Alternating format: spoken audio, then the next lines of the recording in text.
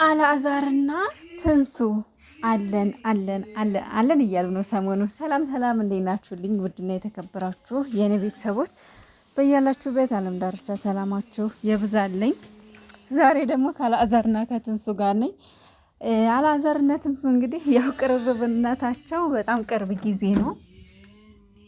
ገና እየተዋወቁ ነው። በቀደም ራሱ በጣም በሚያምር ቦታ ሆነው ውብ በሆነችው ሀዋሳ በሀይቅ ዳር ሆነው አንዳንድ ጥያቄዎችን እየተጠያየቁ ነበረ። አልዓዛርም ስላንቺ ማወቅ እፈልጋለሁ ምናምን እየተባባሉ ነበረ። እንግዲህ በደንብ እየተዋወቁ ይገኛሉ። ደስ ይላል። አሁኑ እንግዲህ ቅርብነታችሁ አሪፍ ነው። በርቱ። የሰው ልጅ ማንም ቢሆን አይክፋው። አልዓዛርም ካለበት ሙድ በመውጣቱ ደስ ብሎኛል። ማንም ቢሆን የእውነት የሰው ልጅ አይከፋ። ለምን ይከፋ? ማንም ሰው እኔ እንዲከፋ አልፈልግም። እውነት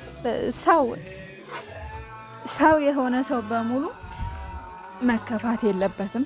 ደስተኛ ይሁን እና እንግዲህ አልዓዛር ደስተኛ ይመስላል ከትንሱ ጋር። ትንሱም ደስተኛ ናት። በርቱ ነው የምንለው እንግዲህ ሌላ ምንም አንል እና ያለን አንፈርድም። በርቱ። ለማንኛውም እንደሆነት የሆነ ቅርርብነታቸው ደስ ይላል። በጣም አጭር ጊዜ ነው እንግዲህ አብረው መስራት ከጀመሩ። ያው በእናቱ ምክንያት ነው አብረው እንዲሰሩ ያደረጉት። እናቱ ናቸው እንግዲህ አብራችሁ ካልሰራችሁ ብለው እንትን ያሉ። ካለበት ሙዲው አዝነው በጣም አዝኖ ስለነበረ ያው